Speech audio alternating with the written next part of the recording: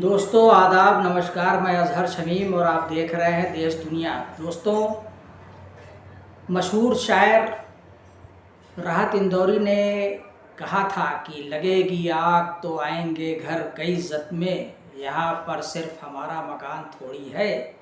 तो वो बात आज सच साबित हो रही है कि पहले तो मुसलमानों का नंबर लगा, मुसलमानों के घर बुलडोज़ किए गए, मस्जिदें बुलडोज़ की गई, मदरसे बुलडोज़ किए गए। यूपी से जो एक अभियान शुरू हुआ तो पूरे देश में फैल गया। यूपी, बिहार, राजस्थान, मध्य प्रदेश, असम, दिल्ली, कई जगह मुसलमानों की बस्तियों पर बुलडोज़र दंदनाते फिरे और बुलडोज़ कर दी गई पूरी बस्ती।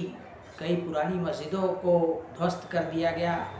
अब जो खबरें आ रही हैं वो अभी ताज़ी जो न्यूज़ है उसमें दिल्ली की मुख्यमंत्री जब से गद्दी पर बैठी है रेखा गुप्ता, तो उनके ज़माने में भी अब दिल्ली में अभियान शुरू हो गया है दिल्ली नगर निगम का। और उसमें झुग्गी बस्तियां जो गिराई जा रही हैं, तोड़ी जा रही हैं, उसमें इस बात का भी ख्याल नहीं किया जा रहा है कि उसमें वहाँ भी जो लोग हैं उनके घरों में उनके मंदिर हैं, तो अब वहाँ भी मंदिरों को भी निशाना बनाया जा रहा है। अभी एक और ख़बर आ रही है कि मुंबई में जैन समाज का 30 साल पुराना एक मंदिर मुंबई नगर निगम ने बग़ैर कोर्ट के फैसले के, बग़ैर कोर्ट आर्डर के उसको ध्वस्त कर दिया, गिरा दिया। अब इसको लेकर जैन समाज में भारी रोष है। हालांकि यही वो जैन समाज है जो भारतीय जनता पार्टी का घोर समर्थक है, उसके साथ खड़ा रहता है। मुसलमानों से उनको बड़ी चिढ़ होती है, बड़ी जलन रहती है।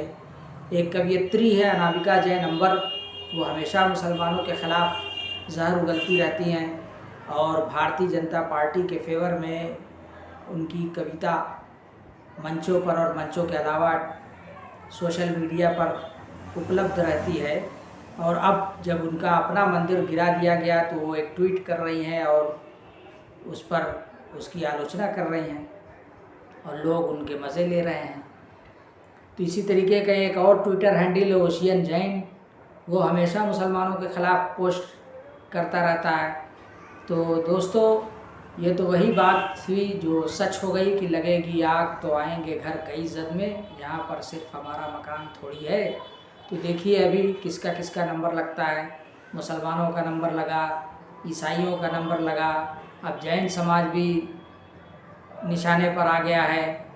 कल को सिख समाज भी टारगेट पर होगा।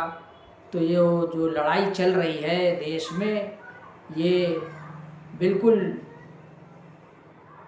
एक अलग तरीके की लड़ाई है जो वक्फ बोर्ड से शुरू हुई है। वक्फ बोर्ड का जो आंदोलन है, इसको भी आप सिर्फ ये ना समझें कि ये सिर्फ मुसलमानों का मसला है, ये मुसलमानों का मुद्दा है।